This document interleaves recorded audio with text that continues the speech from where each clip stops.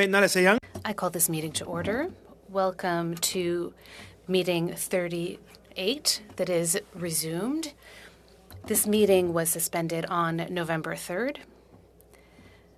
So this suspension has continued over several meetings. We're pursuing with a virtual hybrid format. Members can participate in person or using Zoom. So we are resuming the debate. We were debating Mr. Serre's motion, Mr. Godin's amendment, and Mr. Généreux's sub-amendment. Before giving you the floor, Mr. Généreux, I will read the sub-amendment just to give some background information, as we haven't seen each other for a week and a half. So this is what Mr. Généreux moved, that the amendment be amended by adding after the words 1, the Minister of Official Languages, the President of the Treasury Board, the Minister of the Canadian Heritage, and the Minister of Immigration, Refugees, and Citizenship, and their officials be invited to appear for 2 hours per minister in separate meetings on or before Thursday, November 24th, 2022. The following opening quotation, but that before proceeding with the clause-by-clause analysis, Quebec be given the opportunity to testify or submit its positions before the amendments are tabled in order to protect its request for amendments. End quote. Hello, Mr. Viss. I hadn't seen you. So one more reminder, we're moving backwards. We're in a sub-amendment moved by Mr. Généreux to Mr. Godin's amendment to the main motion that was moved by Mr. Serre. Mr. Généreux, you have the floor. Thank you, Mr. Chair. I would ask for unanimous consent to withdraw my sub-amendment. Do we have unanimous consent?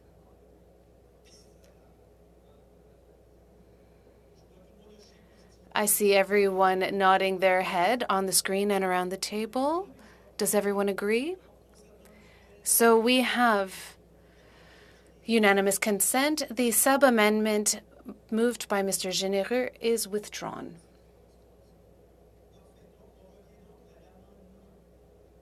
So now we're moving on to Mr. Godin's amendment.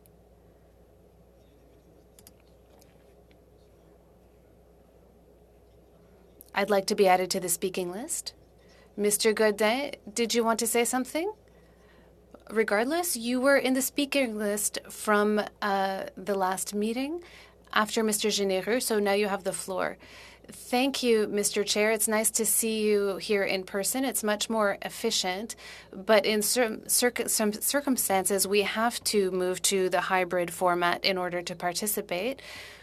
And the reason I'm saying this is because I would like to announce something to you, Mr. Chair, is that unfortunately on Thursday, I will be participating virtually, so I can't criticize you for being away last week. So, Mr. Chair, I would like to come back to my amendment to Mr. Serre's motion.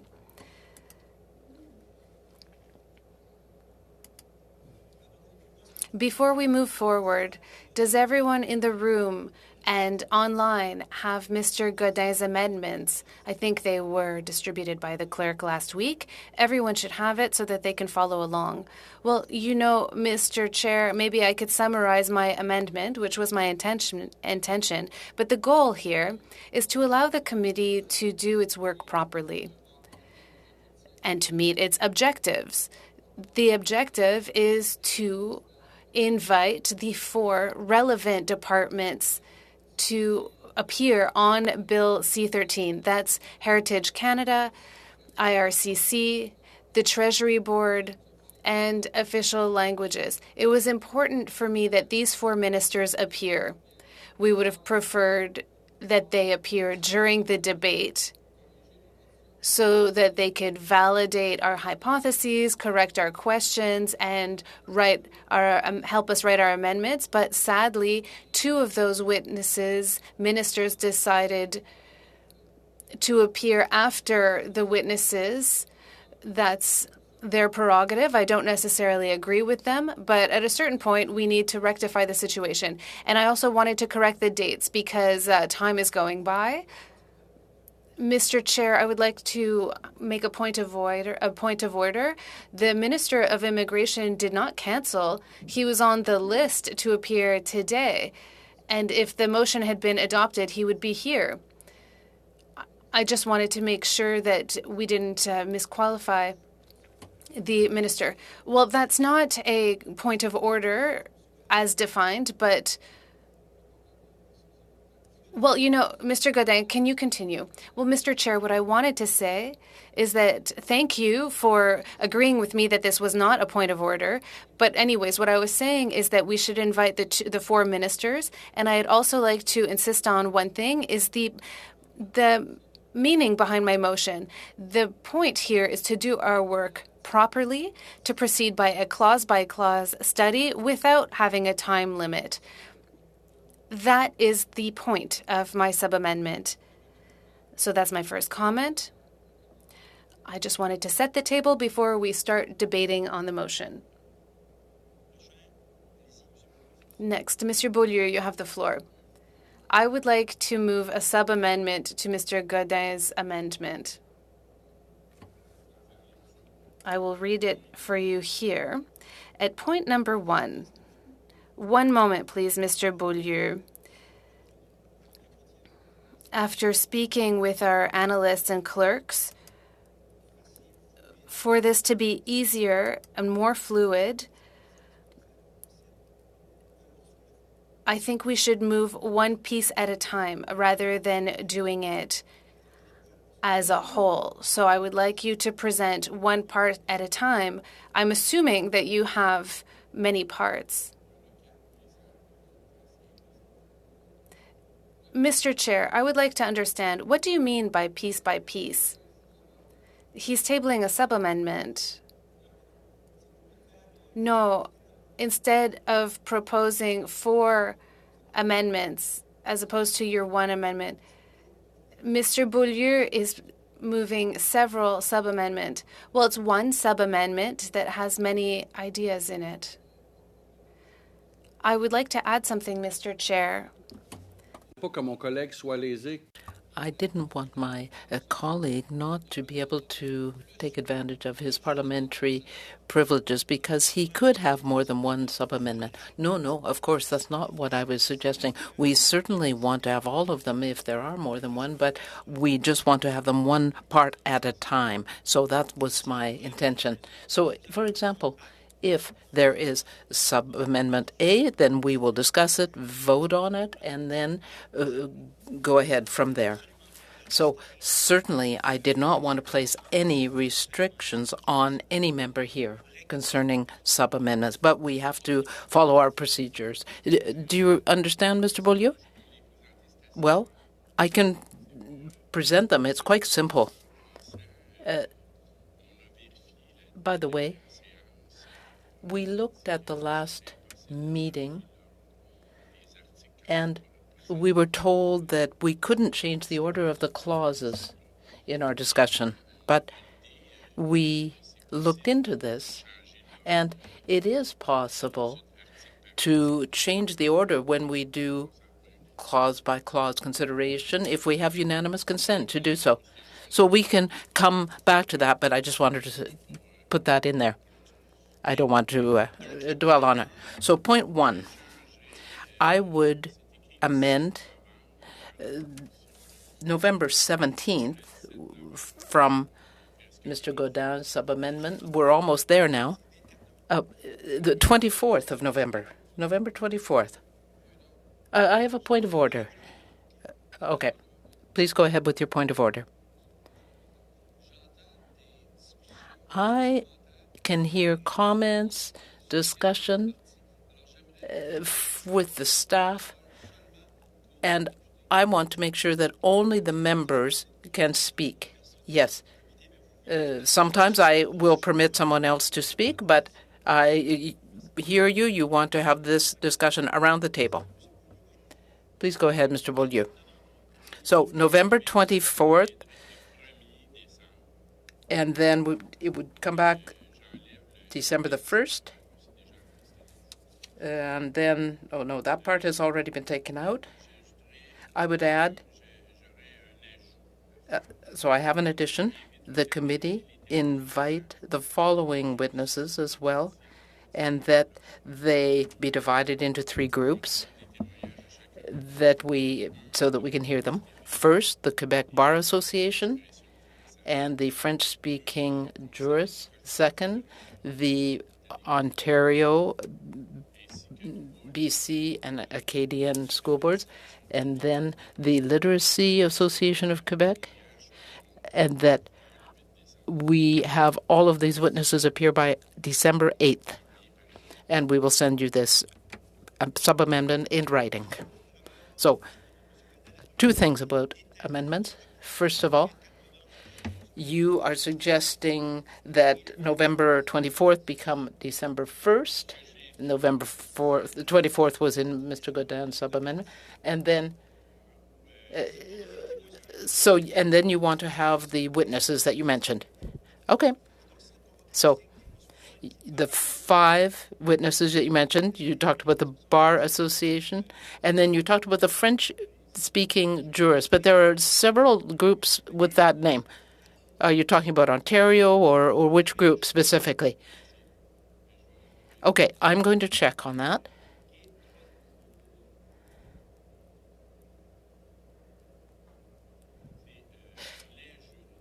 We are talking about the all French-speaking jurists. I think that we were going to have the French-speaking lawyers group, weren't we?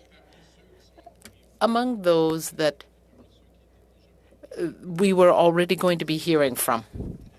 So we had the Quebec, there's the Bar Association of Canada, and it has a French-speaking group. So the Ontario, BC, and Acadian school boards, and then the Literacy Association. And my amendment isn't finished at that point, but that's what I wanted to give you first. If the other amendments are not related, then perhaps we can just stay at with this for now. Mr. Godin, please go ahead. Mr. Chairman, if we want to work efficiently, I think it would be good to have the sub-amendment submitted in writing, because if the clerk can then send it to everyone, because then we know what we're talking about. So, yes, we can do that. We can send it, but in the meantime, we can discuss it. Okay, I just want to be clear. Let's do one at a time, because if the others are not related, then we will discuss this one and get back to the others later.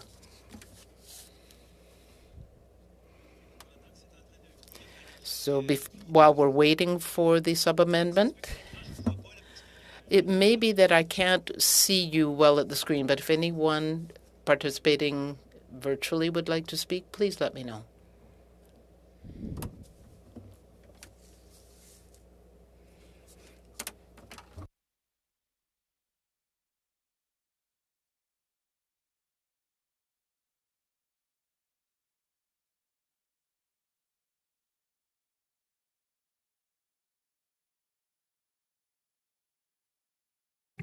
On m'avise que la greffière vient de la... I'm told that the clerk has just received the sub-amendment, and we should get it very shortly.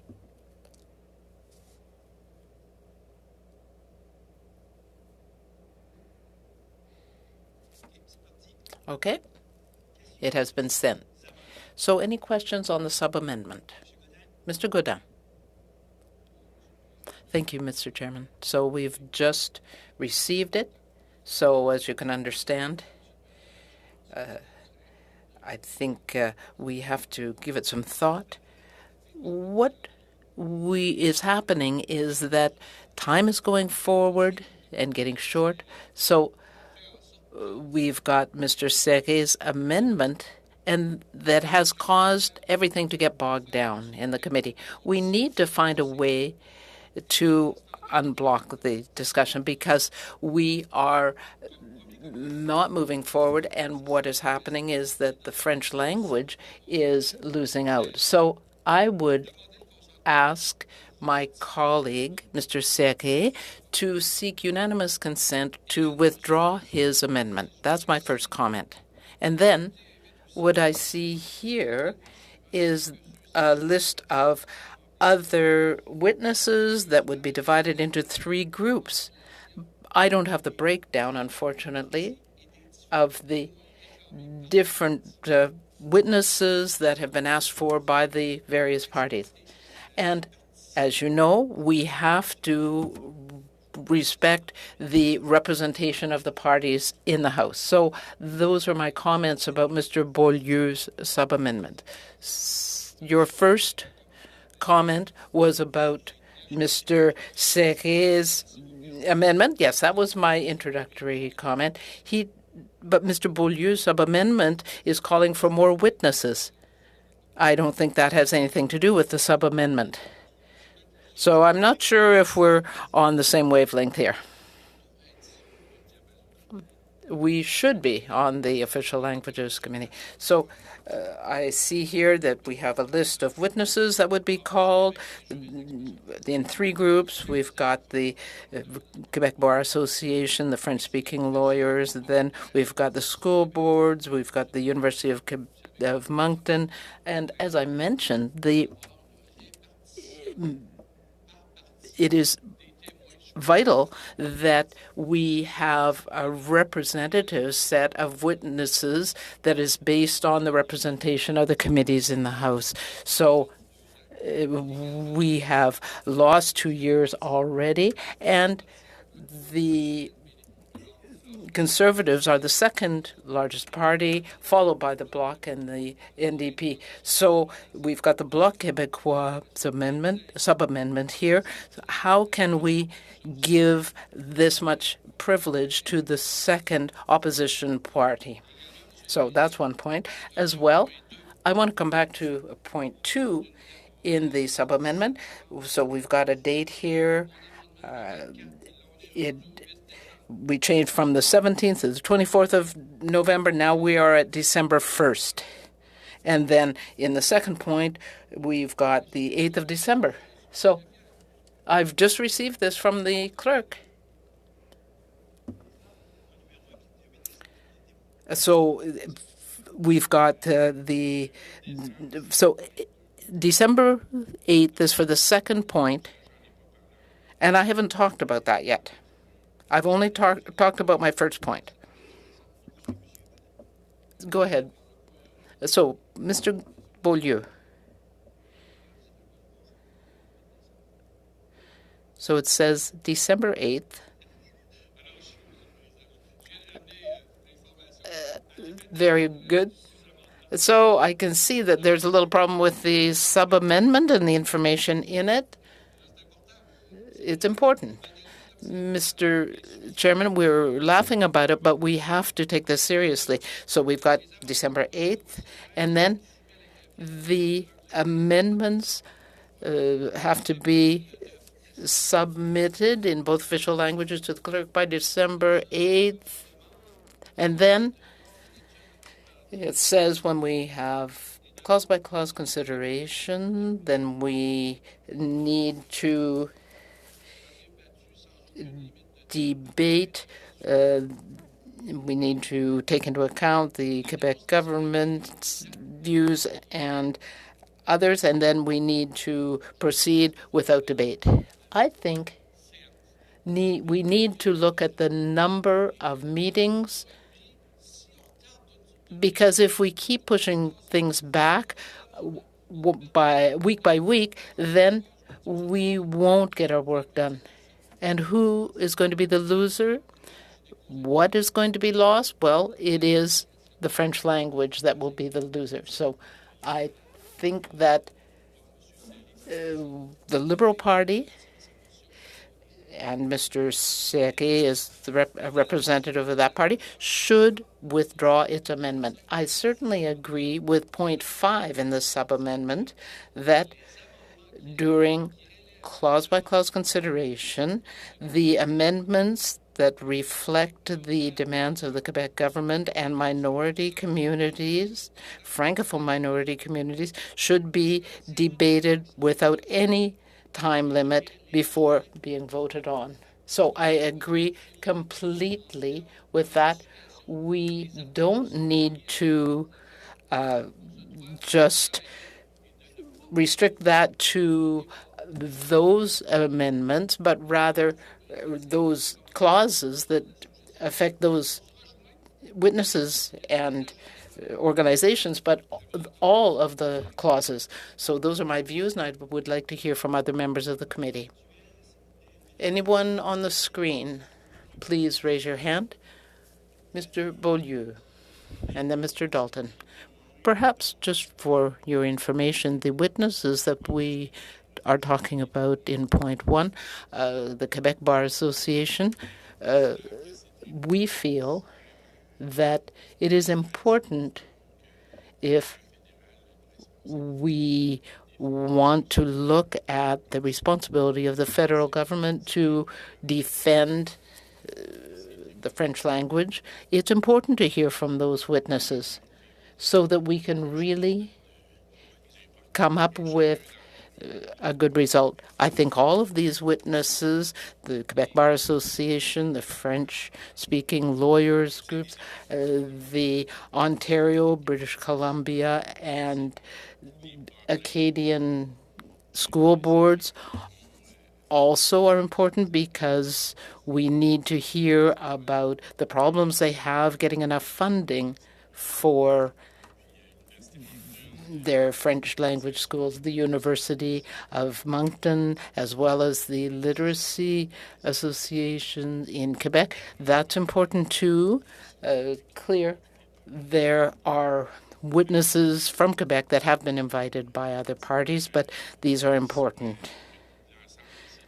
All of these witnesses can be heard from by December 8th. Thank you. Thank you for that clarification. But regarding where the witnesses are from, that's important. Mr. Dalton, thank you, Mr. Chairman.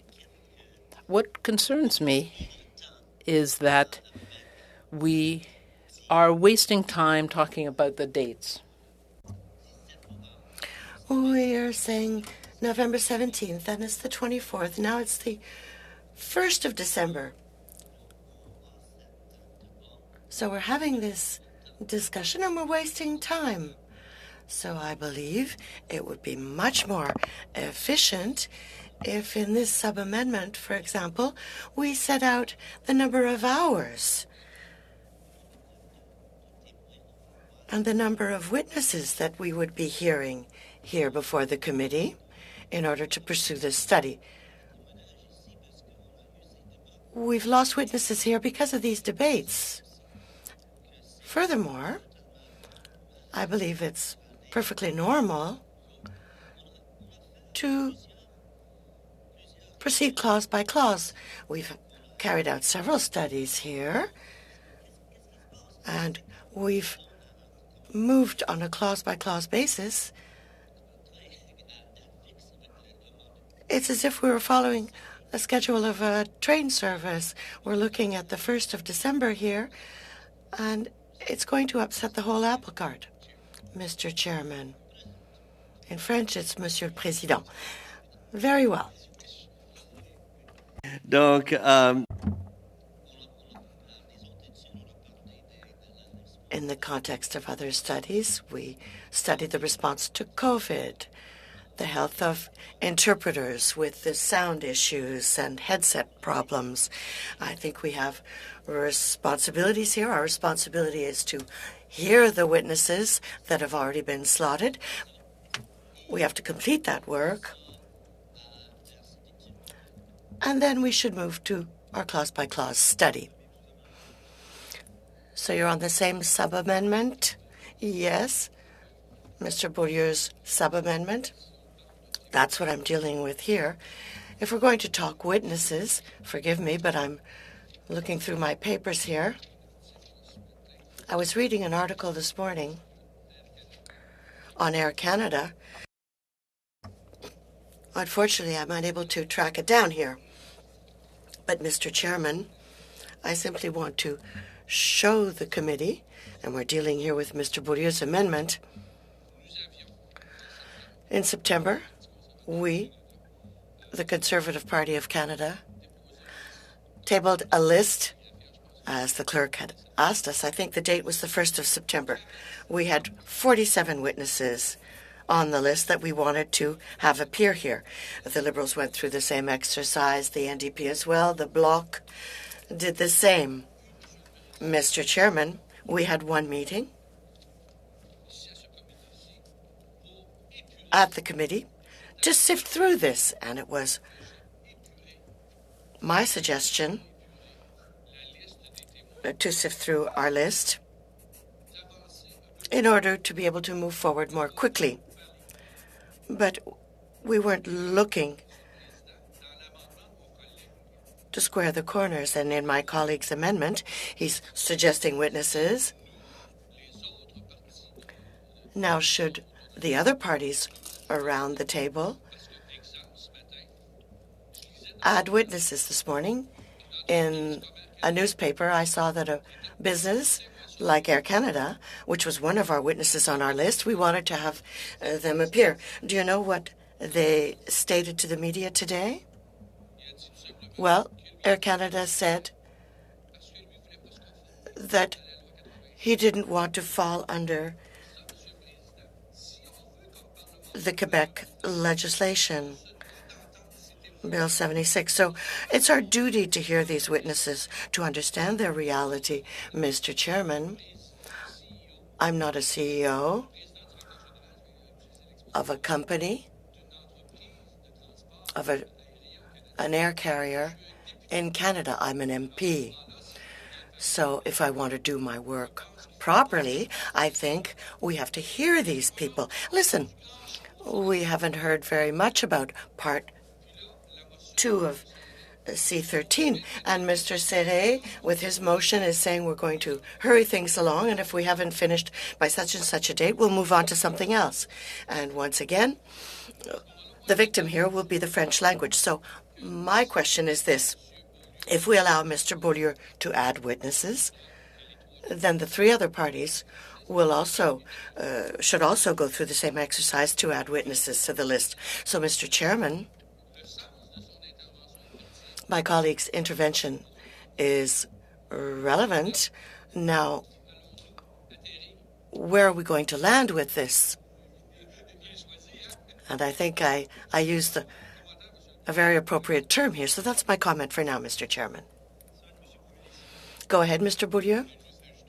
I would just perhaps like to add the CN, because the deadline for federally legislated or regulated businesses is December 1st, and they've already said that they won't register because they expect that the new Official Languages Act will allow them to circumvent Bill 101. And among the companies that most often are guilty of not respecting the French language. We've seen this with the Commissioner of Official Languages. We've seen that the Official Languages Act applied to these companies previously, contrary to a good many other federally regulated private businesses, and it didn't prevent them from thwarting the rights of francophones. And with C-13, we're not really going to be fundamentally changing things. I'm always open to ideas, and some parties might have wished to provide other names of witnesses. We're already putting water in our wine, and if we're saying December 12th, that it does restrict the time frame set out initially to hear the witnesses that we had slated. There'll be less time to hear all of the witnesses compared with what would have happened had we not had this motion, but I think it's a good compromise. Thank you, Mr. Beaulieu. Ms. Ashton.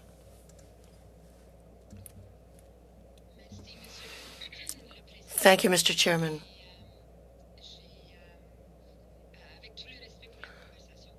With all due respect to the colleagues in this discussion, I would like to add my concerns with regard to the fact that we've had some 15 meetings devoted to this bill. We've already heard repetitive messages on the part of witnesses, but what matters here is the clear demand, the clear request of Francophone communities throughout the country who are asking us to move forward with this bill much more quickly than we've done thus far. And I would like to share the words of the FCFA that made a statement on November 9th with regard to C-13. It's a statement that we in the NDP take very seriously and that truly informs and underscores our desire to make this bill move forward more quickly than what we've seen to date. And this statement says this.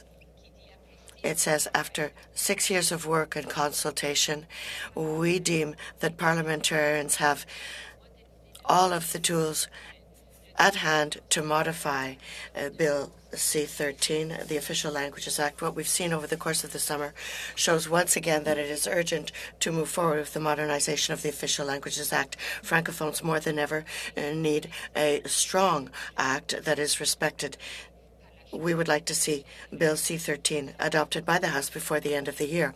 I think it's essential that we respect the position put forward by the FCFA and other stakeholders who have shared similar messages over the last weeks and months, in fact. I know that we all want to do a good job, quality work. We all want to put forward amendments, but my concern here is that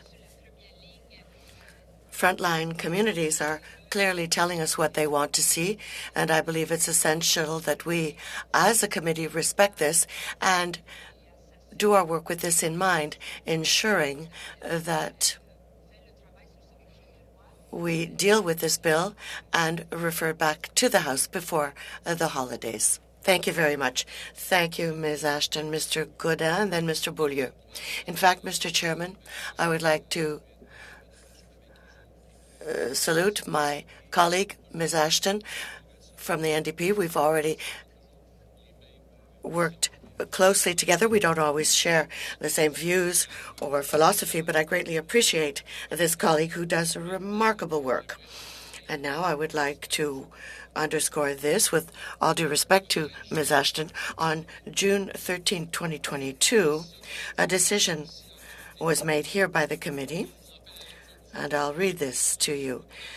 It is agreed that in the context of the study of Bill C-13, an act to amend the Official Languages Act to enact the use of French in federally regulated private businesses act and to make related amendments to other acts. A, the Minister for Official Languages, the Minister of Heritage, Canadian Heritage, the Chair of Treasury Board, the Minister for Refugees, and the Minister of Official Languages be called upon to appear. A point of order, Mr. Chairman? Are we talking here now about Mr. Beaulieu's amendment, or is this just once again obstruction to delay our work? Ms. Ashton was making a comment with regard to Mr. Beaulieu's motion, she was saying that we had to move on because we'd heard several witnesses, and here it's a counter-argument that's being put forward. So there is a link between the two interventions, and I must respect this. Thank you, Mr. Chairman. You're following the discussion.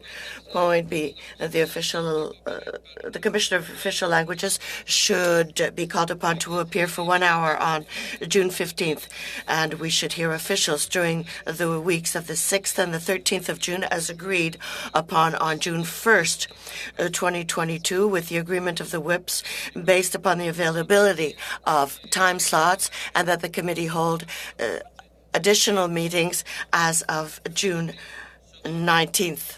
The committee should also meet in camera, and this is my point here, Mr. Chairman.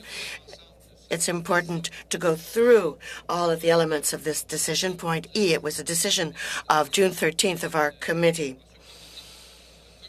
The committee will meet in camera after 20 meetings. Ms. Ashton earlier mentioned that we had to move quickly, that we'd had some 15 meetings. But, Mr. Chairman, it isn't bad faith here on the part of opposition parties. I'll set aside the NDP because they're part of the Liberal NDP coalition. I'm talking about the other two parties. This isn't obstruction, Mr. Chairman. We said that we wanted 20 meetings, and then we would hold an in-camera meeting to see where we'd land. I'll use the same term I used earlier. And here we're being accused of delaying things. That's not appropriate. It's a risky landing to come out with such statements. So, Mr. Chairman, so let's get back to the sub-amendment. What I'm saying here is that we have to add witnesses to the list. And what Mr. Beaulieu was suggesting, I agree with the list of witnesses, but we have to be allowed to have the same privilege, that is to add witnesses to the list. Thank you, Mr. Chairman. Mr. Beaulieu? Yes. In response to Ms. Ashton, and I, too, greatly appreciated her work and her cooperation. I've appreciated her participation over several years now. We've sat together for several years on the Official Languages Committee, but I would say that the FCFA, all of this is very important. This is an important organization that, according to the federal government, represents Francophones outside Quebec. But we also must realize that 90% of Francophones are in Quebec, and the witnesses who appear before us from Quebec, these groups that defend French in Quebec, have always been excluded by the Official Languages Act that created an opposition, so to speak, between the Francophones in Quebec and those outside of Quebec.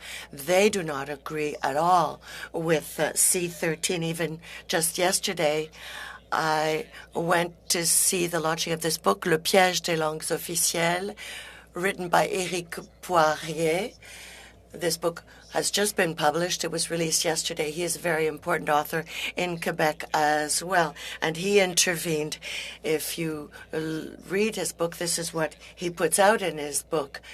We really need major changes so as to allow Quebec Francophones to maintain their demographic weight.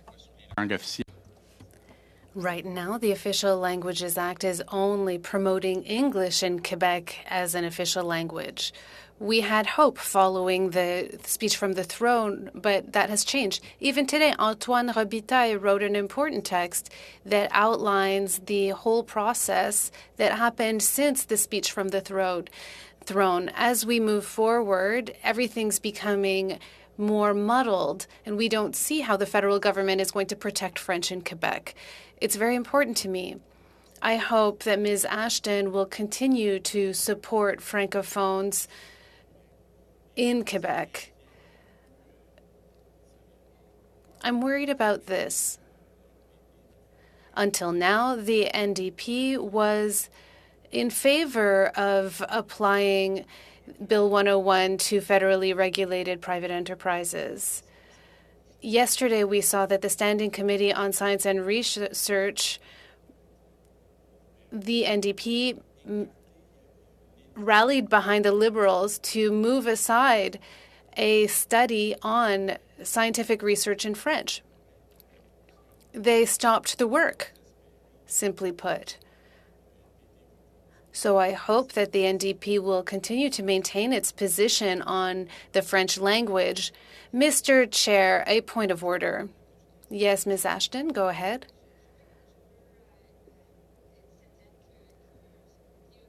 I want to be sure that what is said in the committee is an appropriate reflection of what happened. And with all the respect I have for Mr. Beaulieu, that's not at all what happened in the other committee. It was clear that the additional witnesses did not want to appear before this committee. Mr. Chair, a point of order.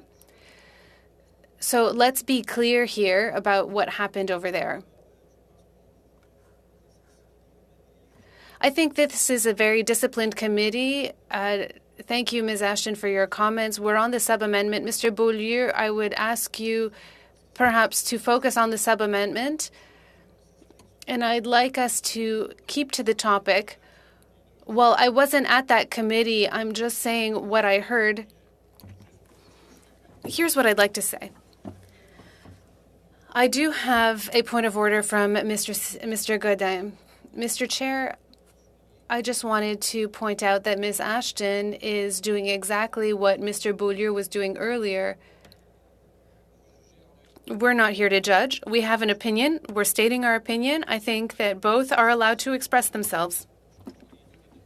But I would say that neither one of them was there. I think that's true. We're all acting in good faith.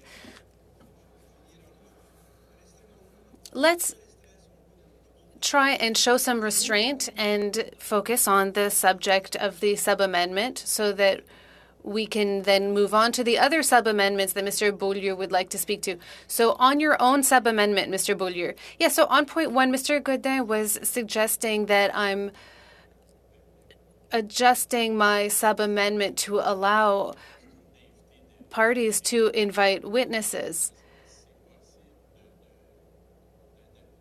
So I don't know if it's possible to adapt it. No, we're talking about your sub-amendment as presented. Well, there wouldn't be a problem if we had unanimous consent. I don't know if he's allowed to modify his own amendment. Let's suspend while I consult with the clerk. Moi non, parce que j'ai mon sous-amendement. Mes collègues, moi je peux pas. Deux choses possibles. Consentement unanime. If we have unanimous consent, you can withdraw your sub-amendment and come back with one that you like better. If you have unanimous consent, I'll allow it. So if you'd like to add more witnesses to your sub-amendment, we can proceed that way. So is that the process you would like to move forward with, Mr. Beaulieu? We can ask for unanimous consent. Let's ask what each party... Okay, so to be clear, Mr. Beaulieu, you would like to expand the list of witnesses in your sub-amendment. Sure, or to add a point that says each party can determine which witnesses they'd like to prioritize within the same timeline. So if we have unanimous consent, we can do that. And if not, we'll continue to your sub-amendment. You know, this is dilatory work. This is terrible. On screen? Well, no, we don't have unanimous consent. I'm so sorry, Mr. Serre, you're right. We don't have unanimous consent.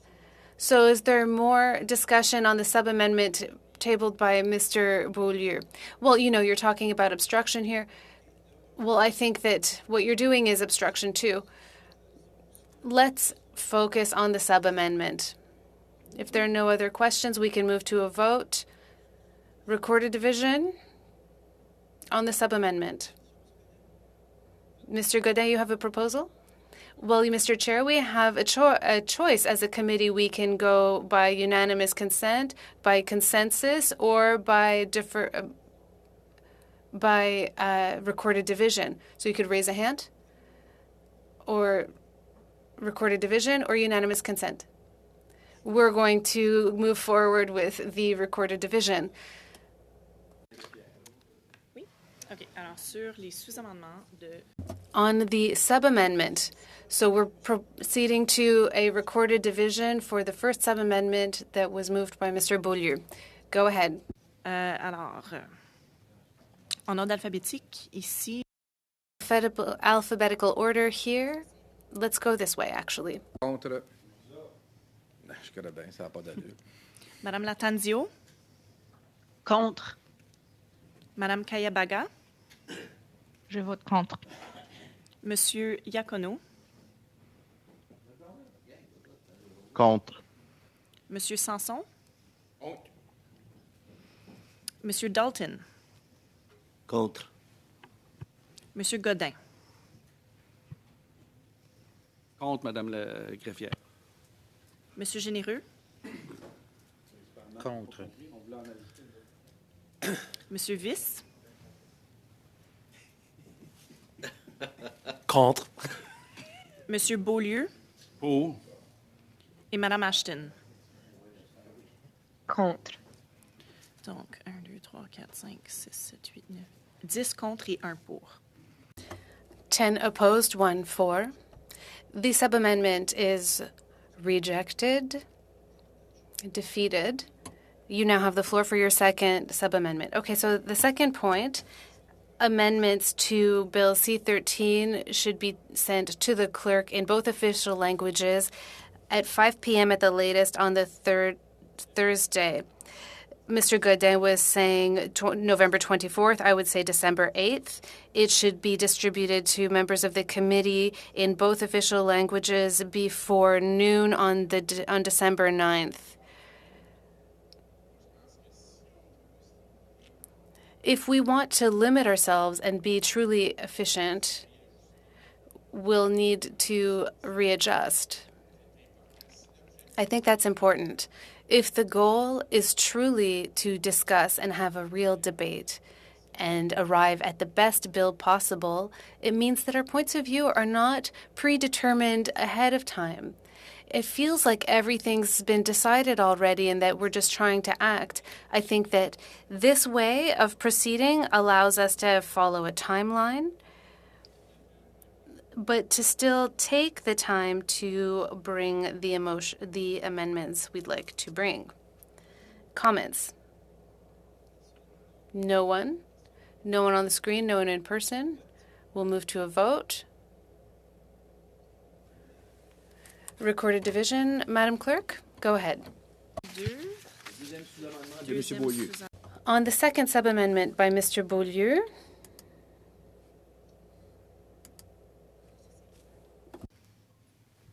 Contre. Madame Latanzio, Contre. Madame Kayabaga, Contre. Monsieur Iacono, Contre. Monsieur Sanson, Contre. Monsieur Dalton, Pour. Monsieur Godin, Pour. Monsieur Généreux, Pour. Monsieur Viss, C'est une chose difficile, mais je suis pour. Monsieur Beaulieu, Pour. Madame Ashton. Contre. Donc, 1, 2, 3, 4, 5, 6 contre et 5 pour. 6 against, 5 in favor. So the sub-amendment number 2 is defeated. Mr. Beaulieu, it's starting to be a little bit closer with each vote. Maybe I'll have better luck the next time. So on point 3, I would leave it as is. Point number 4, that the committee proceed to the clause-by-clause study of the bill on December 13th. It was previously November 29th at 11. I think that this would give us enough time to have a real debate.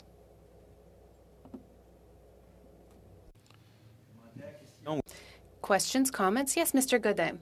You know, Mr. Chair, What I see here in this committee is that the motion that was tabled on November 1st by my colleague, Mr. Seri, shows that we're moving into a funnel.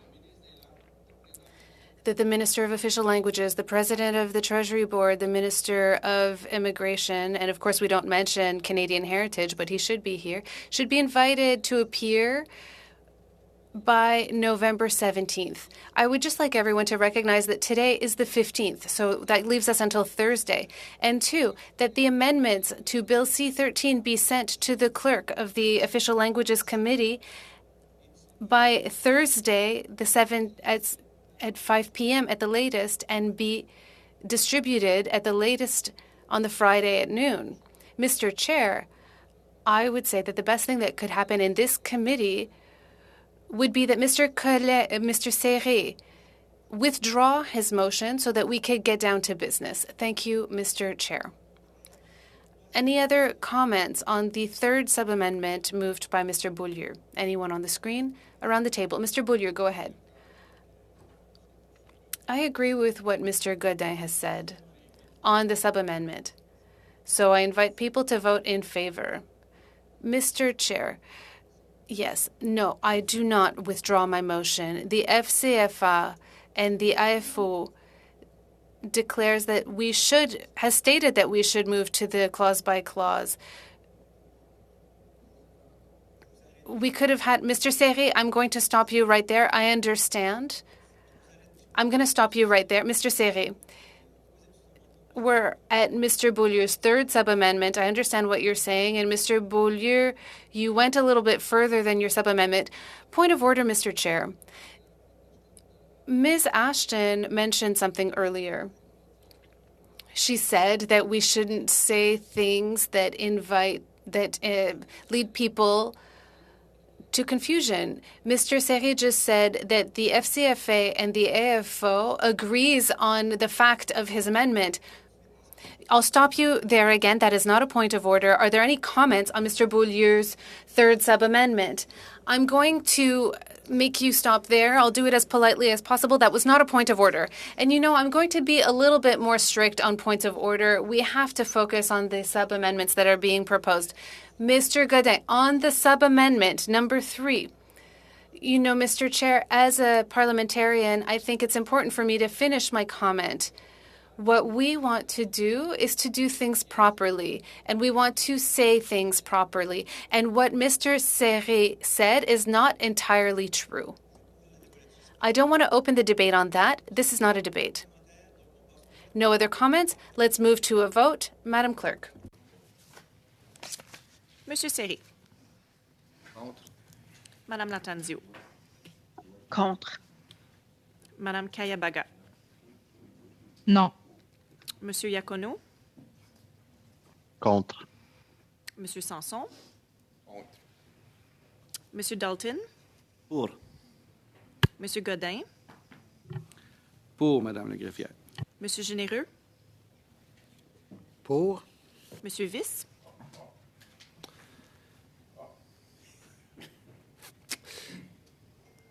Pour.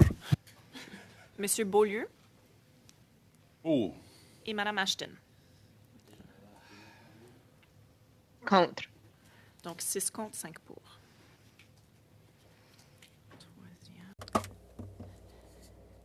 6 against, 5 for. So the third sub-amendment has been defeated. Mr. Beaulieu, your last sub-amendment is about Mr. Godin's sub-amendments. Yes, thank you. To add that during clause-by-clause consideration, that the amendments that come from demands by the Quebec government and the Francophone minority communities be debated without any time limit before being voted on. The federal government, after all, has a responsibility to defend French, and what is certainly, unfortunately, and my colleague, Mr. Seri, mentioned it earlier, is that when the Liberals consider francophones, they're talking about francophones outside Quebec. And if Quebec doesn't agree with the measures taken, well, too bad. I have great respect for the Federation of Francophone Communities outside Quebec and their efforts to help Francophones outside Quebec live their lives in French. And in Acadia, we have one of the only areas where it can be possible to do so. But we need to take the time to deal with the proposals made to deal with those issues. And that is the point I wanted to make. Mr. Gaudin. Thank you, Mr. Chairman. I agree with my colleague. We certainly want to do our work well on behalf of Francophones in Quebec and across Canada. You are an Acadian. We've got Francophones, Ontario, Franco-Ontarians across the table, and so on. We've got Ms. Ashton. So we do want to do our work well. But what is problematic for us is the fact that Mr. Serret's amendment limits us in our clause-by-clause consideration, and that shows a lack of openness and desire to do our work well to make sure that this legislation can be passed, that we have a country that will still be bilingual in 50 years. So I certainly support this aspect of the sub-amendment that has been presented because we need the time to do our work well. We haven't heard from witnesses about Clause 2. We've not heard from companies in Montreal and Quebec City. We are hearing that, as my colleague has said, companies like Air Canada are waiting for this to be passed so that they don't have to meet the obligations under Bill 96 that has been passed by the Quebec government. So I would call on my colleagues across the table to withdraw their amendment. I would like to present a motion myself, give notice of a motion that would make sure we don't have closure here in the committee so that we can do our work properly. Thank you. Mr. Vice.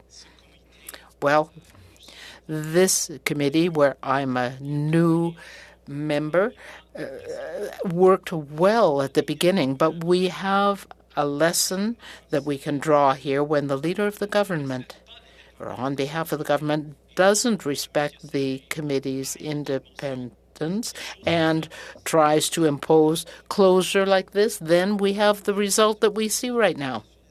Thank you. We are focusing, though, please, on the sub-amendments.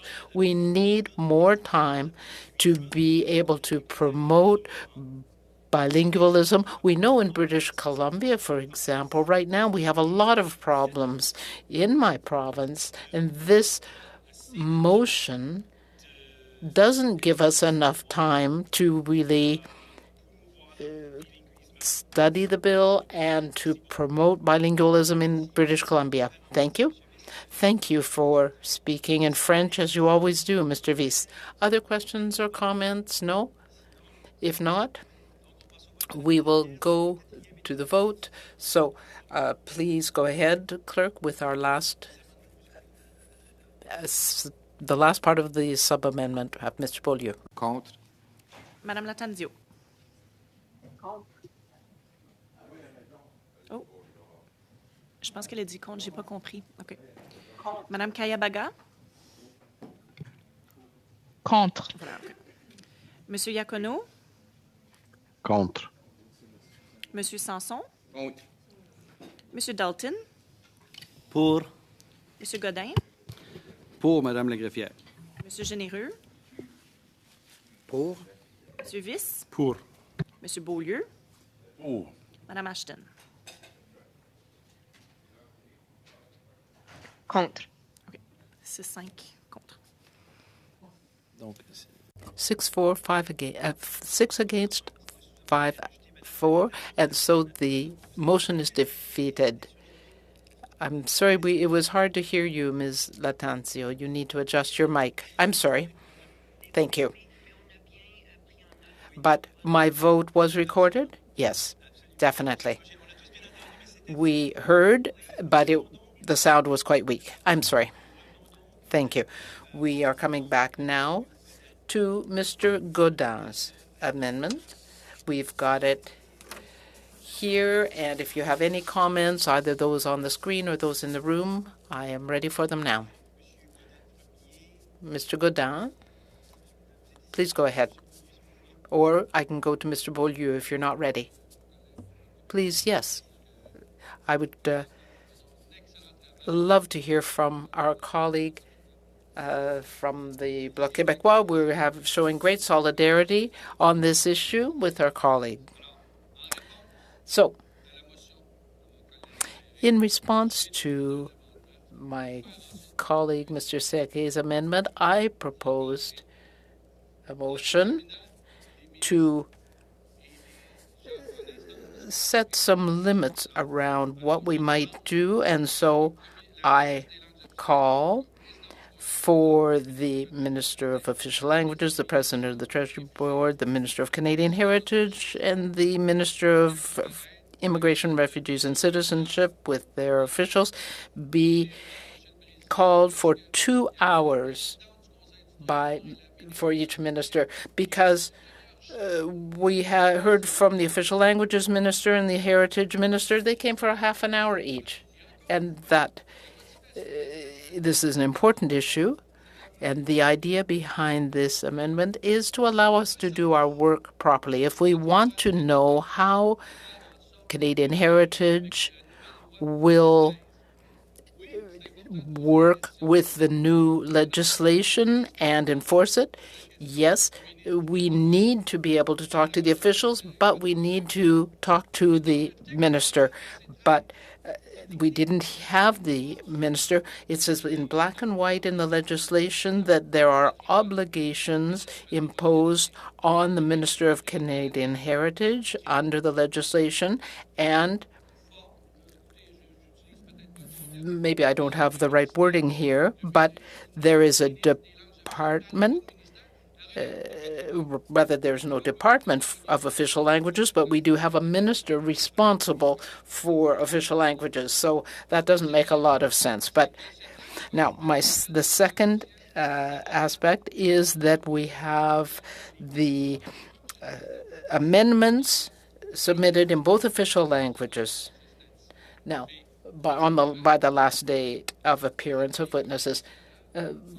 Now, we can't think about the calendar and the number of meetings. We have to look at the work that we need to do. Sometimes a meeting is suspended, and then it's the French language that loses out. So this amendment is good. I would like my colleague to withdraw his amendment so that we can move forward and not have these dates imposed. So you have the wording here in front of you. You received it last week, so I won't read it. I would withdraw point 5. When you said you would withdraw it, I would like to withdraw point 5 in Mr. Serre's motion. So I'm doing so in my motion. I'm canceling out his point 5. No, I'm not changing my amendment. No, I follow the rules. So certainly take me to task if I ever do not follow the rules, but I am. So I am, through my motion, canceling out the 5th clause in my colleague Mr. Serre's motion. So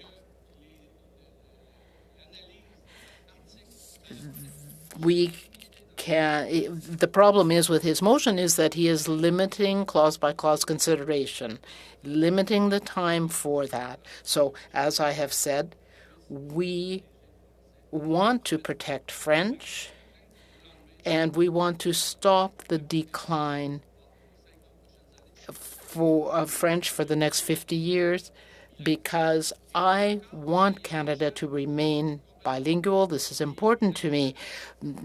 Across the floor, that party may not be so concerned, but I want a bilingual country.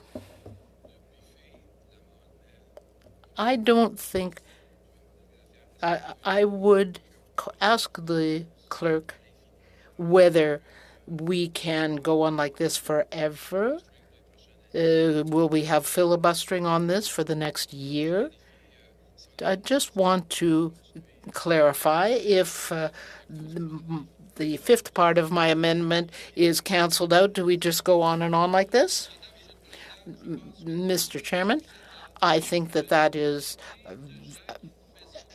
very accusatory, saying that we are not working in good faith, that we are filibustering. We are working in good faith, and we're working hard on behalf of the committee and our people. I think that comment is quite accusatory. So I'm here as chair. I have to strike the right balance. You're saying that people are putting pressure on you. Let us work well together. Let's take the high road and really deal with the amendments and sub-amendments, because I've heard the same things on both sides of the table. We have rules and we can follow them, and we work generally very well together. Do you have another point of order? I want to know whether we will go point by point as we did earlier. That's a good point, Mr. Beaulieu. But first, I want to hear from Mr. Serret, and I will say that 2 weeks ago, we accepted the motion as a whole, and that's exceptional, but we will do it. We worked with your amendment and looked at it one part at a time, but we will deal with this other amendment as a single amendment because that's what we agreed to do 2 weeks ago. I think that Mr. Serret's point is relevant, and I will consult the clerk.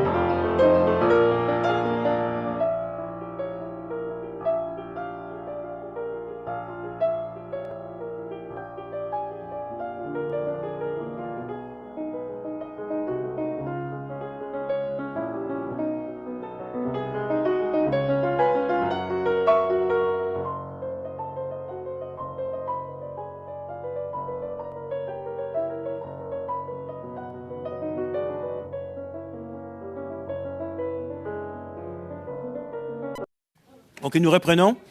So we'll now resume. Mr. Serret, in response to your question, indeed, the committee will be able to manage its clause-by-clause study as it wishes. There is no need to drag out a study forever, but only the House can set limits. That might answer your question. Yes, Mr. Godin? To complete what you've just stated, Mr. Chairman, I think it's important to inform committee members that at all times, at any time, this committee can move to a vote to decide to put an end to clause by clause.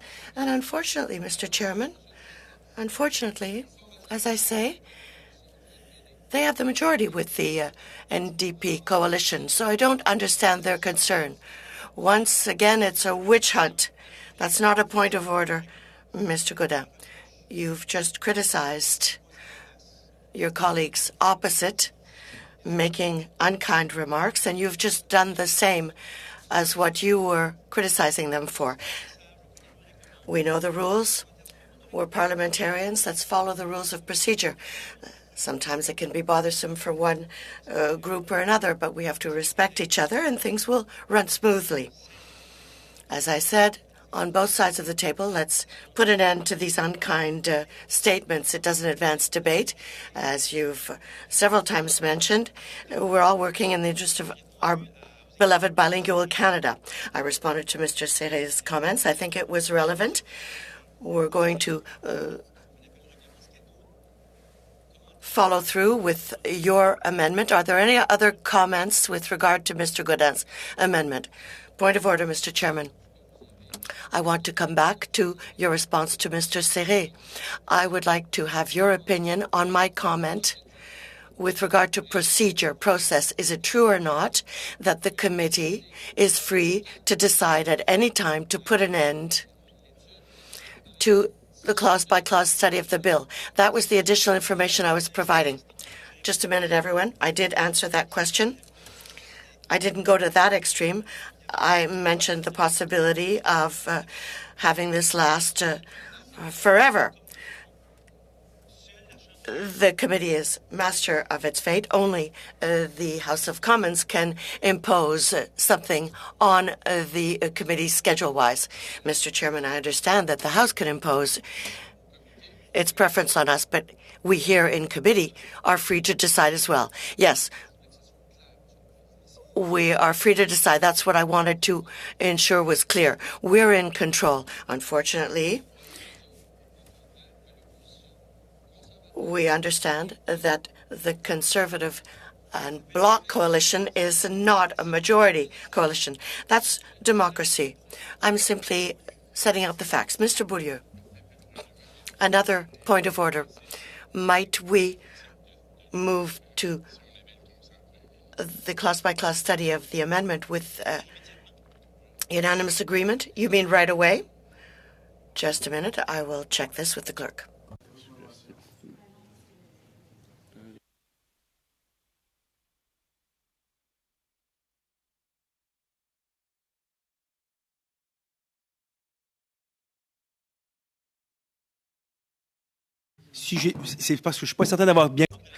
I'm not certain that I understood your question, but were you asking if we could move to clause by clause right away with unanimous consent? No.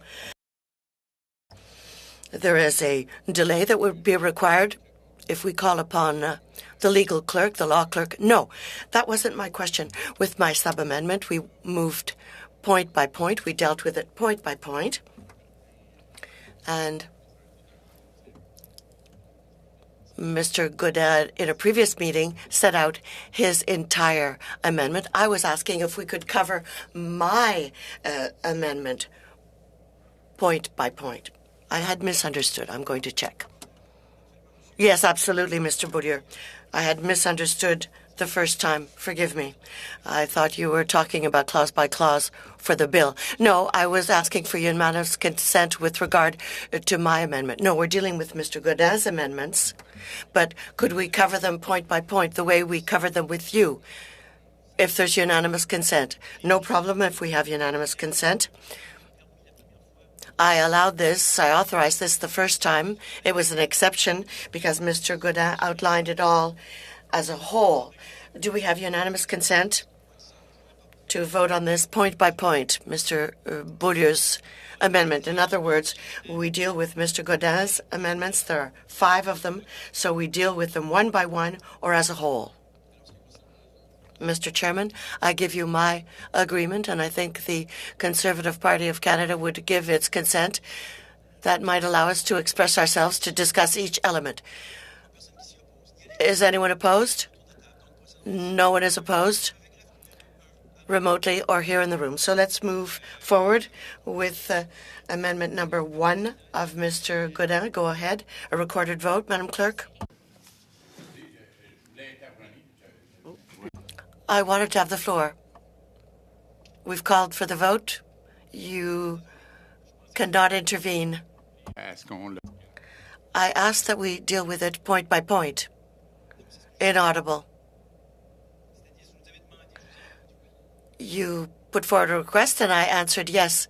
I was asking if we could study it point by point, item by item. I didn't ask for the vote right away. Seriously, I had understood that you were asking that we vote on Mr. Godin's motion point by point. I never mentioned holding a vote at no time. So what are you asking? We're asking that we deal with this point by point, and once we've heard everyone, then we could vote on each element point by point. Forgive me, I really misunderstood. So do you have something to add with regard to point one? Well, point one, I believe that it's really critical because the Minister of Official Languages, we would like to be able to hear her for 2 years. It's very important. The Minister of Official Languages, well,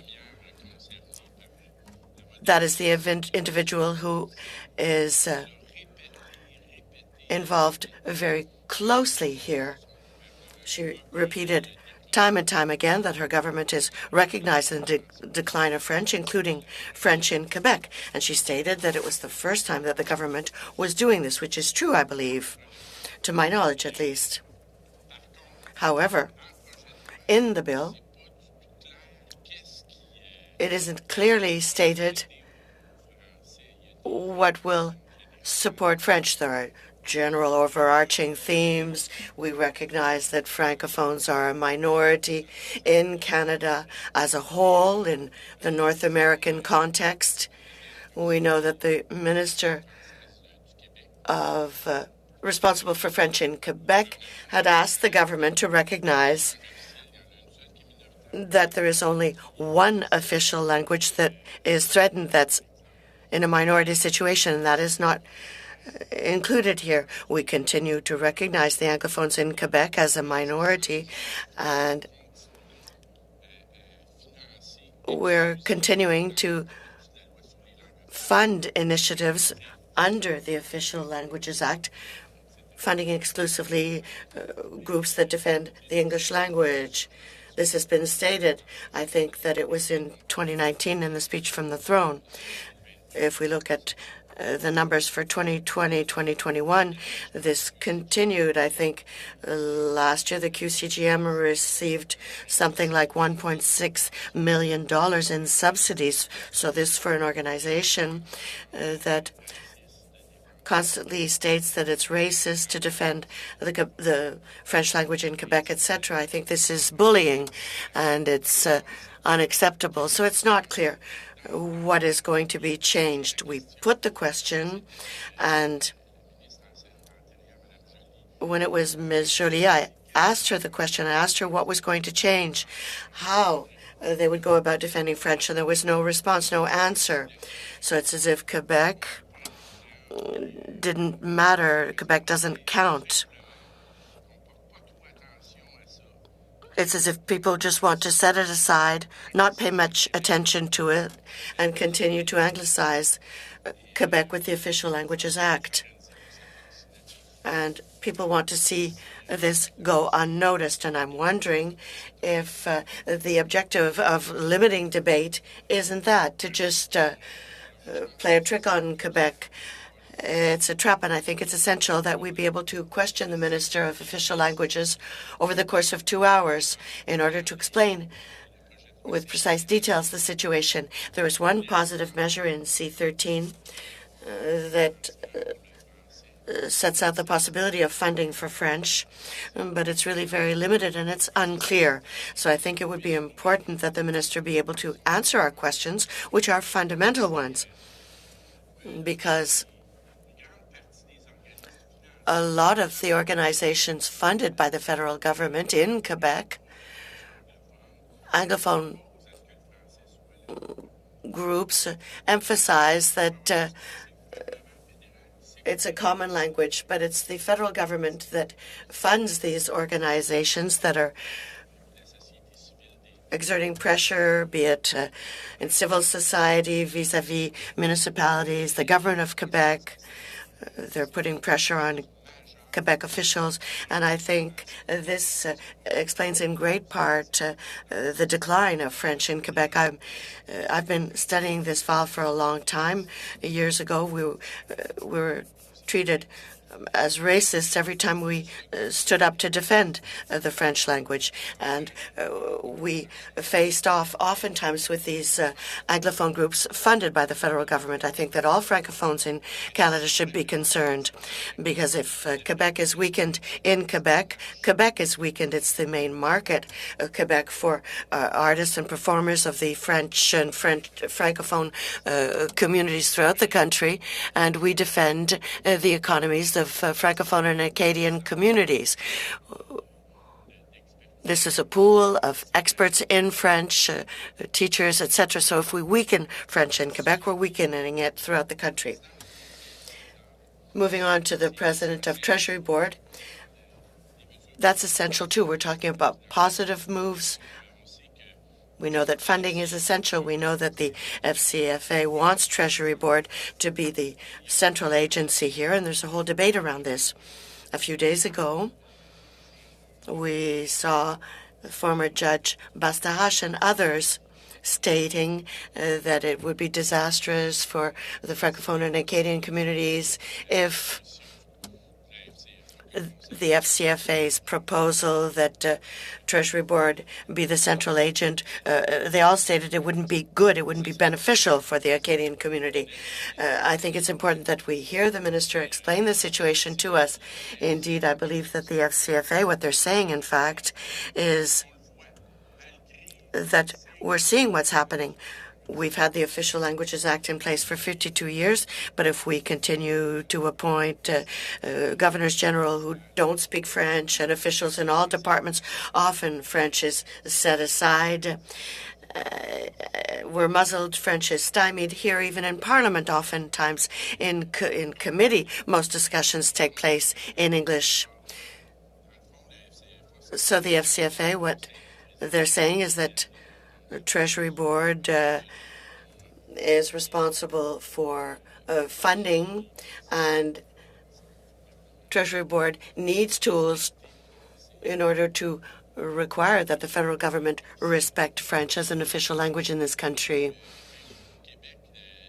It holds the purse strings. We've seen with Bill 101 that if companies don't retain their Francization certification, then we could prevent these businesses from obtaining funding. This was a lever that was very effective every time it was used. Major companies that simply sent the Office de la Langue Française packing for years. And when we suddenly said, here, you've got guaranteed funding that is coming to an end, and we won't renew your funding if you don't have your certificat de francisation. And the very next day, they were there banging on the door to get a renewal of their certification. So I think this recommendation of the FCFA is very important, and it would be important to hear the President of the Treasury Board on this. It is important that we be able to question her to understand the ins and outs of all of this. The Minister of Canadian Heritage, that too is major, because Part 7, all of the positive measures flow through Canadian Heritage, and often we have difficulty with it. I've looked at the public accounts. We see the names of the organizations, but we don't see what the funding they receive is used for. So we must question the Minister of Canadian Heritage. We've put questions time and time again, and there was never any way to obtain answers. They've appeared several times before us, but it wasn't the minister who appeared. It was the officials, and the officials have their hands tied. So if we had the minister, we'd be able to put questions to her. And then we can get to the bottom of the question. We were able to get answers from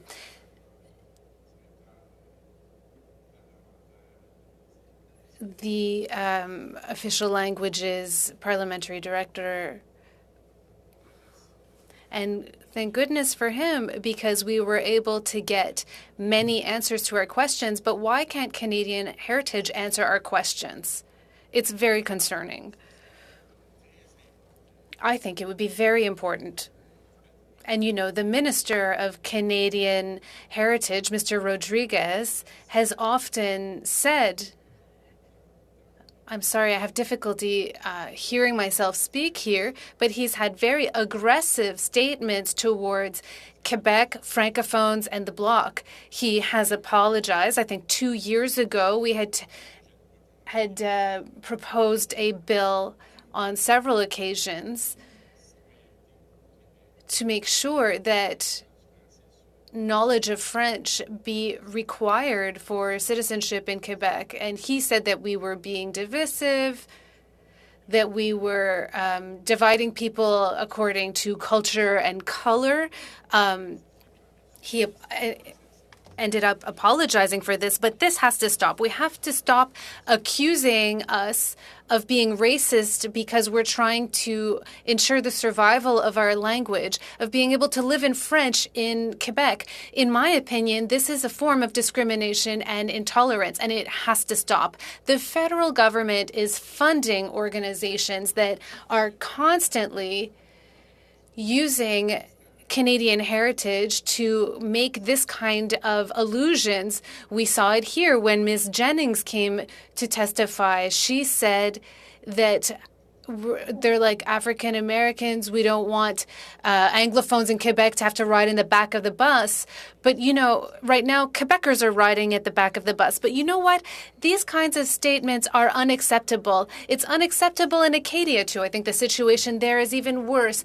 They are suffering so much intimidation and bullying. They even tried to name an anti-Francophone to, well, okay, anyway. The Canadian Heritage has to show up. Also, the Minister for IRCC needs to appear, and I think we'll need more than 2 hours with him. It's incomprehensible.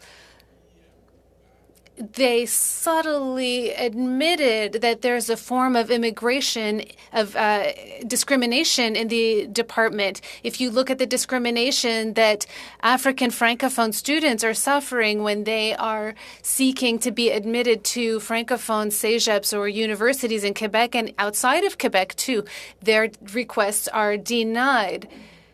I think the proportion was up to 80%, and we weren't able to get answers to these questions from officials. How come in Quebec we have difficulty working in French with the immigration department?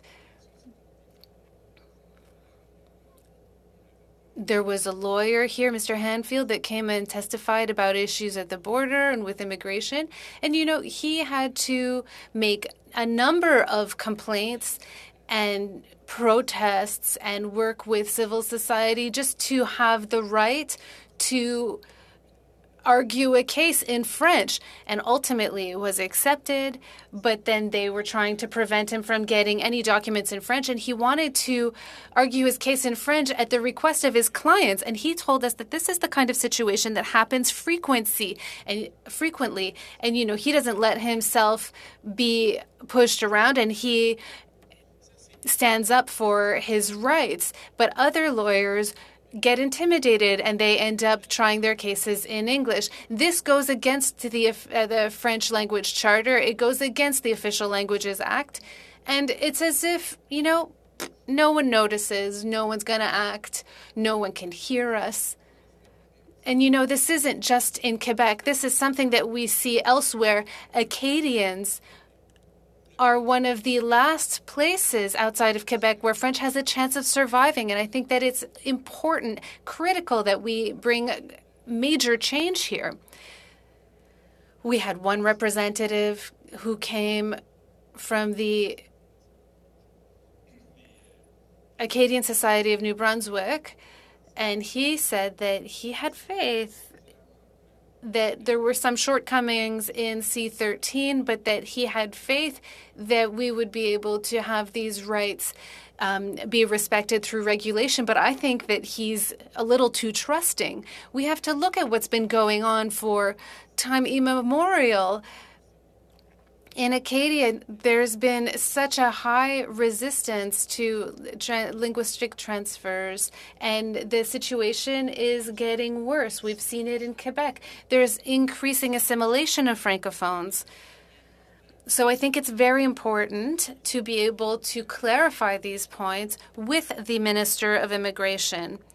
Now, furthermore, I have a question. Why have the immigration targets, the French immigration targets, not been reached for 25 years? They weren't reached outside of Quebec, and assimilation is getting worse and increasingly so. And in Quebec, we accepted all sorts of students from Anglophone countries or Anglo-tropic countries, like Charles Castonguay says. It's as if the federal government is favoring Anglophone immigration. They worked around things with the Canada-Quebec agreement. We were able to choose the immigrants, working immigrants, but then we're working around it because we're giving permanent residency or promising it to students. So we're attracting students. You know, there have been scandals because institutions were using this scheme. I don't have all the details, but it's a situation that was akin to fraud in this whole situation. And this is thousands and thousands of students that were able to get in. And once the students are in, it's hard to move backwards, but, you know, we're getting more and more anglicized. Mr. Lacroix said that one of the main factors that is contributed to the strength of French is because we were able to recruit immigrations. Bill 101 has lost all of its teeth. And so we're hoping that we can support Quebec. One of the main factors, as studies show, is that we were able to select a greater number of Francotropic immigrants. But then, since 2017, this trend is reversing, and there is an increasing number of Anglophones immigrating to Quebec, and they're getting access as students. This is a big issue. These are questions we need to ask the minister. I think we all agree that it's important to increase Francophone immigration both in Quebec and outside of Quebec, but studies have shown that Francophone immigrants, even if they're Canadian or Quebecois Francophones that settle elsewhere in Canada, get assimilated. The assimilation rate is just as high as regular residents there. So we're filling in a bucket full of holes. We could add more water, but it keeps running out. This is a message that doesn't seem to be landing. We are repeating it until we're blue in the face. And we're fighting not only indifference, but sometimes disdain. Francophones outside of Quebec have faced even more challenges than Quebec has, and they have admirable courage to continue to live and work in French. What's happening in this committee, this attempt to shorten the debate, is not going to help us reverse this trend. C-13, as it is, already doesn't do enough to reverse this anglicization. And so they're just trying to finish the bill so that they could get a pat on the back and say we completed this bill. But I think it's essential that we be able to speak to the ministers and to have the time required to ask them questions. If they appear for 2 hours, they should come prepared. We'll be able to get real answers out of them and move forward in a correct way. And I'd like to add a side note. The bloc is for territorial bilingualism. this is how they proceed in Belgium, in Switzerland. So in certain parts of the country, there is one common language, and we have to do this. Mr. Beaulieu, I'd remind you to stick to paragraph number 1. Well, I think also the Minister of Official Languages should appear as well. We'll be able to ask all of these people about these questions. For example, the idea of territoriality. One thing we can do is to at least make sure that federal institutions in Francophone areas, for example, the Acadian Peninsula, be mainly French. I don't want to speak for Acadians, but it's just another point. Thank you, Mr. Beaulieu. Ms. Ashton, do you have comments on paragraph 1 of Mr. Godin's amendments? Ms. Ashton, you have the floor. Thank you very much. I wanted to repeat my concern about the importance of moving forward with this bill. We need to move forward as soon as possible. I'd like to refer to something that's happening right now in New Brunswick. We saw the media speaking to the fact that 21 Acadian and Francophone associations are standing up against government intolerance. They asked that the Conservative government asked that Chris Austin participate in the Committee on Official Languages, while this MLA has spoken out against French language rights and official bilingualism. I think we need to speak in solidarity of these Acadian and Francophone communities that are standing up against the nomination of Chris Austin and his government's actions. We need to underscore the importance of moving as soon as possible to make sure that communities throughout our country have the support that they need to do the hard work of facing intolerance like what we're seeing in New Brunswick. These communities are facing a decline of French in their communities throughout the country. This is not theoretical. People have to stand up, and they're doing so today, this morning. I have a fear. I fear that we're wasting our time here by talking about all sorts of things that, yes, are important, but let's not forget that there is an immediate need to move on this bill as our stakeholders have asked us to do, and we need to give Acadian and Francophone communities the tools that they need to protect their culture and stand up for their rights in the face of a crisis of intolerance that exists currently in our country. Thank you, Ms. Ashton. Mr. Godin, and then Mr. Beaulieu. Thank you, Mr. Chair. I would like to respond to my colleague, Ms. Ashton. If she's able to identify the measure in Bill C-13 that will fight the issue that she's raising, because I don't see anything to this effect in the bill. Mr. Chair, let me do some math. You have to speak to paragraph number 1. Let's speak to the motion, Article 1. I made an amendment that said that we should invite the ministers for 2 hours by November 24th at the latest. That's my amendment. Let's do some math, Mr. Chair. Today is the 15th. If we look at Mr. Serquet's amendment, the Minister of Official Languages, the Treasury Board, and the Minister of Citizenship are supposed to appear latest November 17th. So we have one meeting left for these three ministers. That does not make sense. He's not being serious in his amendment. I'm sorry, I have a point of order. We certainly agree, Mr. Godin, and so maybe we should vote on the first part of the amendment.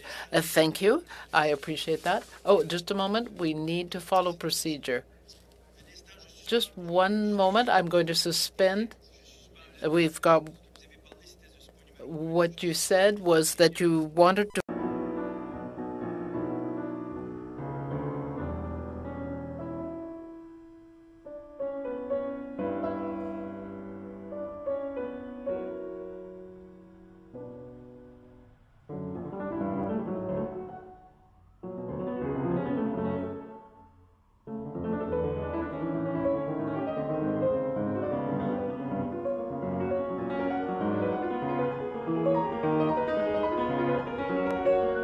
Okay, if I could have members' attention, please, because this is a procedural matter here.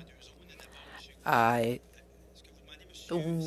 Mr. Seke has asked for, and I want to be very clear, you are saying that you want to withdraw the first paragraph in your amendment and replace it with the first paragraph of Mr. Godin's sub-amendment. Is that what you are saying? If that is the case, then we can do that with unanimous consent. I'm just talking about the procedure here, if that is what we really want to do. So Mr. Seke has just put that on the floor. I just want to clarify something, Mr. Chairman. As has been mentioned, we are in agreement to deal with these amendments one at a time, and we are prepared to vote in favor of the first 4 points proposed by Mr. Godin, vote against the 5th point, and then the motion that I submitted involves in adding a week to our debate here, and so we would add that week. And Ms. Ashton mentioned that she would support the idea if we had additional resources. We could add a 6th point to the amendment to hear from additional witnesses. And so then it could meet everyone's needs, and it shows our willingness to work together well. Just one moment. I'm going to suspend the meeting.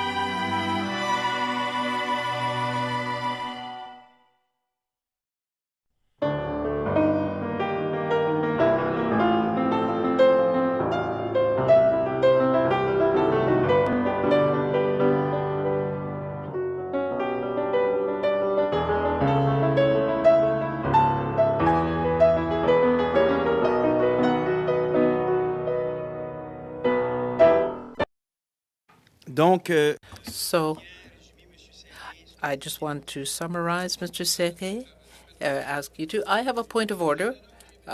No, this is important that I do it right now. You are the first on my list, but I just want to clarify what Mr. Seke has said. Okay? I've understood correctly, and I expressed that to the committee. Very well. So what you said was, just before going to the point of order, was that the first 4 points in Mr. Godin's sub-amendment are points you can agree on, and then you want to add a week. You want to keep your point number 5 and add a week of additional testimony. Mr. Godin, please go ahead with your point of order. Well, what I know is that my colleague made a point of order while I had the floor to talk about my amendment. I was on my first point, so that was not a point of order. But now, please go ahead. Mr. Beaulieu, you can speak after Mr. Godin.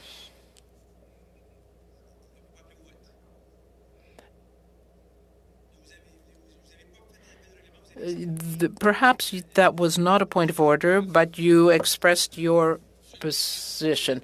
It wasn't a point of order. All right. So I was speaking to the first point in my amendment. But Mr. Godin, if we have unanimous consent, we can go ahead with what has been proposed. I just want to complete my comments because it's very relevant.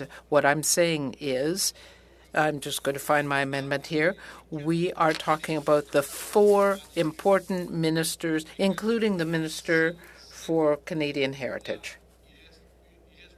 We have 2 hours left to meet. And you're talking about the 24th as well. Yes.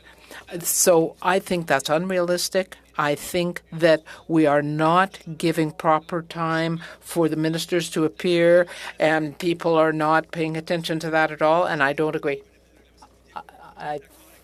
What you are saying is that you agree with the idea of adding the November 24th. I just want to express the importance that we feel is warranted for the appearance of the ministers. But unfortunately, the fact is the ministers have not yet appeared. They have not agreed to appear up to now, and we need them here because if we look in the summary of the bill, point H talks about certain measures that the Minister of Canadian Heritage can take to promote the vitality of English and French in Canada. So why have my colleagues not added the minister?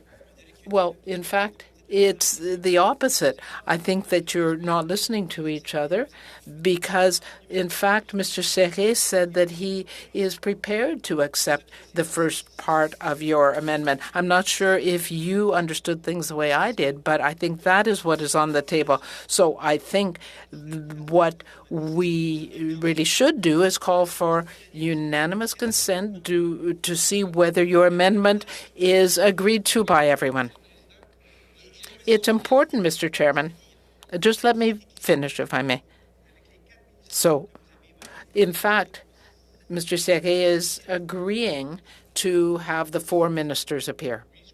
Yes, I understand that the idea of adding Canadian Heritage has been agreed to. No. Your amendment, as you have written it, is being accepted by the other side. So you are saying that the Liberal side has agreed to adding the Minister for Canadian Heritage and to change the date. All right. I want to thank my colleagues across the floor and say I agree. But I do want to say that when I presented this, it was November the 1st. Will the ministers be able to appear by November the 24th? So I thank my colleagues, but I'm a little skeptical. But that is not my responsibility. I will now go to Mr. Beaulieu about the first paragraph of the amendment. In response to Ms. Ashton, I think that in Bill C-13, there isn't anything that deals with the kind of intimidation that Acadians are facing right now. I think that we have a minister and advisors that are anti-Francophone, and I would call on my colleague to tell us what she thinks about this closure, this attempt to shut down debate. Mr. Beaulieu, I'm sorry. We are dealing here with the first part of Mr. Gaudin's amendment. So this isn't the time for a political debate. I think that this will not help the situation in Quebec. Mr. Beaulieu, just one moment, please.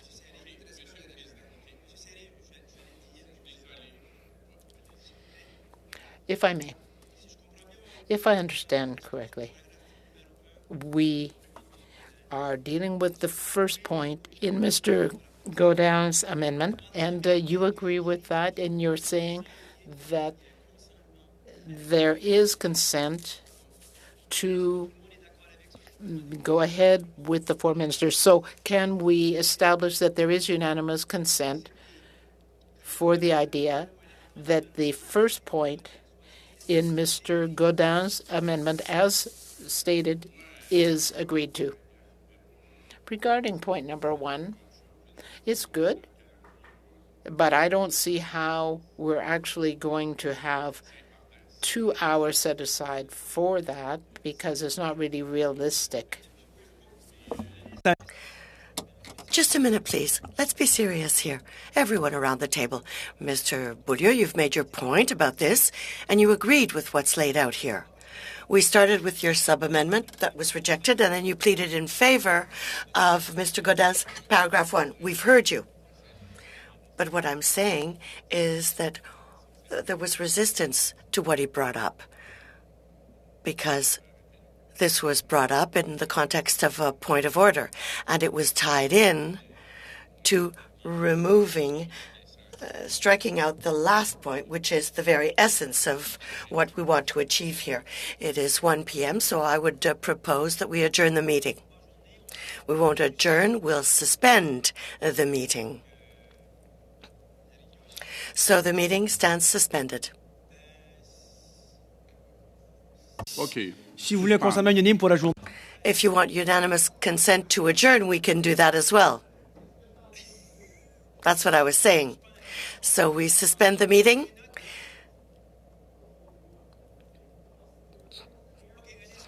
Just a minute, please. Your attention, please. I'm suspending the meeting, says the chair.